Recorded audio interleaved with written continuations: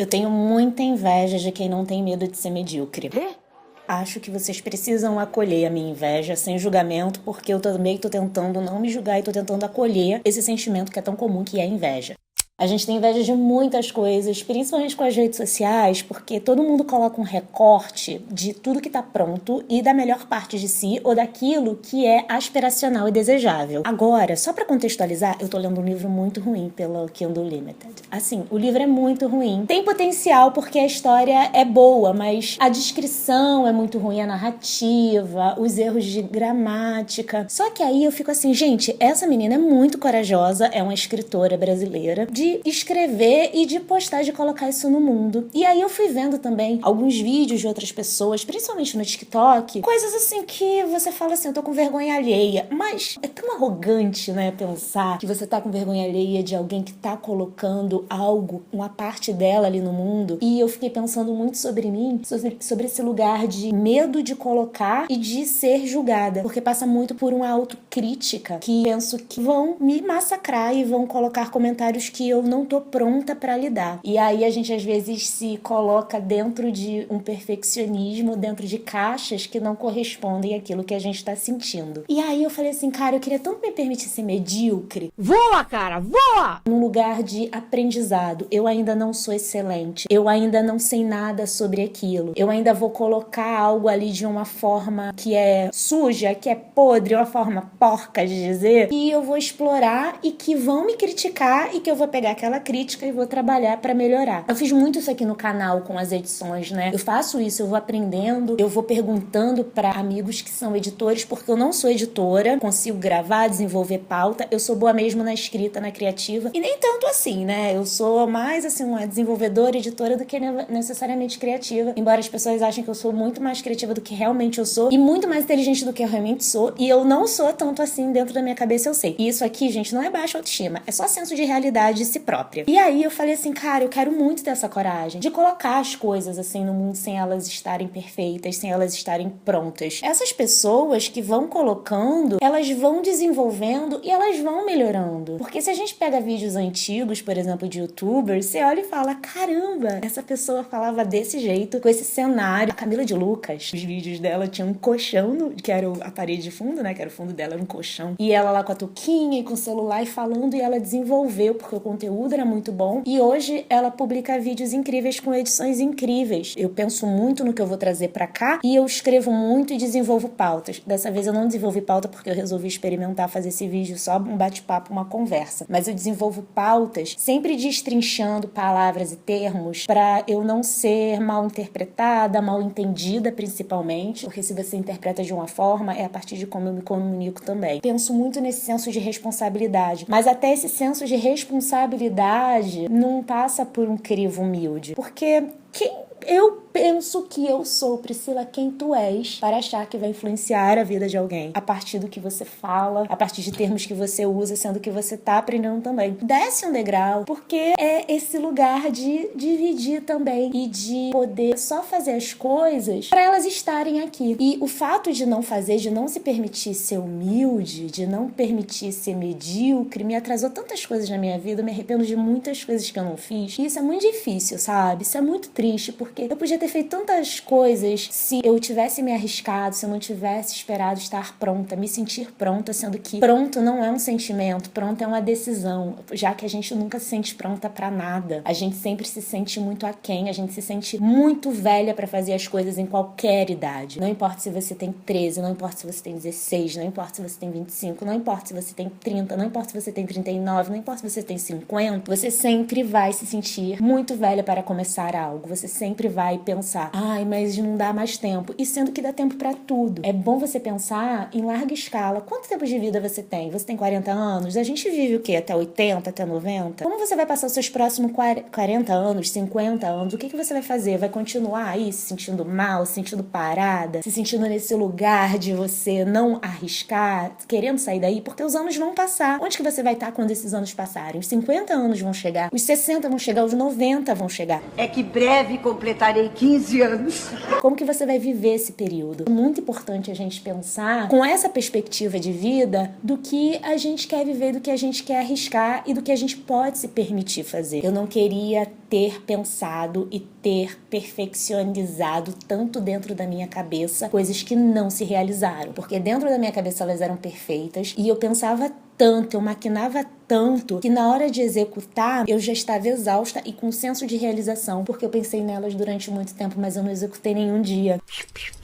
Queria muito, muito, assim, me permitir só começar. Eu tenho feito isso agora constantemente, eu tenho arriscado constantemente, eu tenho aberto projetos constantemente, coisas que eu nem divulgo tanto, mas simplesmente pra fazer, e coisas que eu vou mostrando até pra desconhecidos, mais do que pra conhecidos, porque os conhecidos, eles têm uma tendência, às vezes, de acabar falando e fazendo críticas com muito carinho, ou então não ver, ou então não divulgar. A questão do livro que eu tô escrevendo, que eu tava muito truncada, eu tava lendo e eu não tava conseguindo desenvolver, eu não tava conseguindo escrever parágrafo porque eu tava pensando muito nas escritoras que eu leio, que eu admiro demais. A mesma coisa foi quando eu resolvi escrever uma peça. Toda vez que eu tentava escrever, eu tinha como referência uma dramaturga que eu adoro, que eu sempre vou no teatro ver peças e ela usa as palavras de uma forma tão bem construídas, você vê como se fossem tijolinhos construindo prédio, e quando a cena se dá, você fala, caramba! Meu Deus!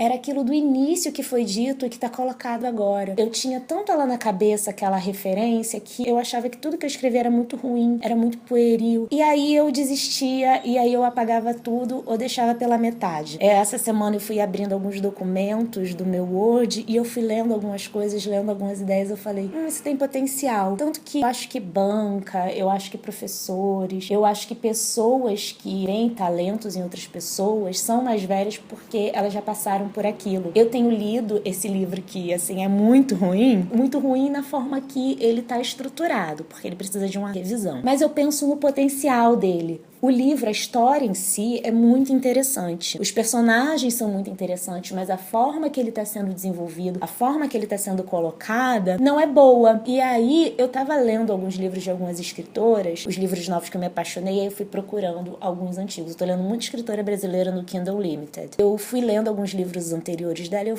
fui vendo como que era ruim. Eu falei assim, nossa, nem parece que é a mesma pessoa. Eu fui vendo as edições, né, os anos que foram publicados, eu falei, olha como ela melhorou. Olha como a prática realmente vai levando a algo melhor, a algo que vai adquirindo com um costume, com exercício, né? A gente recebe muitos estímulos de coisas que a gente não vai conseguir, de insegurança, porque é muito lucrativo, porque insegurança vende, porque a gente precisa consumir de uma forma que use o nosso tempo ao invés da gente desenvolver para tentar alcançar e consumir outro lugar e tentar ser mais consciente, porque não querem que a gente chegue em determinado lugar que a gente quer chegar. É muito mais fácil a gente consumir, tá nesse lugar aspiracional do que virar uma referência, do que virar uma inspiração, dependendo de quem a gente é. É muito curioso quando a gente vira essa chavinha e se dá conta, com muita terapia, com muita reflexão, com muita coragem de entender sobre si e colocar isso em palavras, de que a gente precisa arriscar, mas o risco é essa prática de se confrontar e de entender essas sensações, do que é inveja, do que é mediocridade, do que é preguiça, do que é insatisfação, do que é se sentir impotente, insuficiente, e o porquê. Os porquês são muito mais importantes do que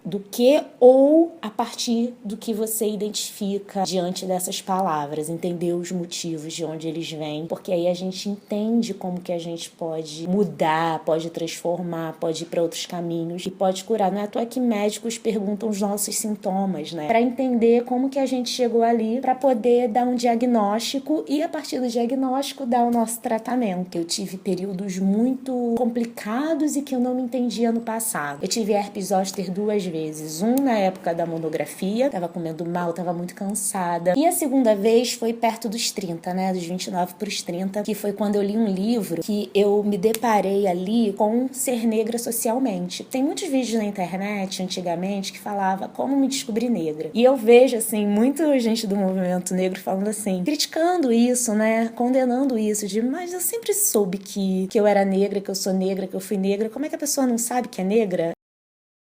Quando eu falo, quando eu me descobri negra, quando esses vídeos estão aí na internet rolando, é quando você se descobriu negra socialmente. Como que ser negra implica em como as pessoas vão se comportar com você, em como você vai se comportar perante a sociedade, a forma que você se porta sem perceber racionalmente, racionalizando que é porque você é uma pessoa preta. São códigos de conduta. E aí, lendo, eu fiz as sinapses de coisas que eu vivi na minha vida e foi desmoronando coisas que eu pensei que eu ia viver. Nossa, eu nunca vou viver isso. E aí eu não queria mais continuar. Então eu fiquei muito doente. A herpes zoster voltou. Eu fiquei de cama. Só que eu não via muito motivo pra continuar se aquele livro já estava ditando tudo que eu tinha vivido e o porquê era como se fosse uma condenação. Posso desenvolver mais? Tem um vídeo aqui falando sobre herpes zoster. Agora tem vacina. Eu tenho pesquisado bastante para me vacinar, porque ainda o SUS está também tentando trazer isso, né, essa vacina para disponibilizar para a sociedade, para a população. E eu posso falar mais sobre isso, né, a partir de um panorama que é mais de como você desenvolve a herpes zoster a partir do emocional, do sistema nervoso, que é conhecida como cobreira. Eu tive aqui no olho, né, não ficou cicatriz.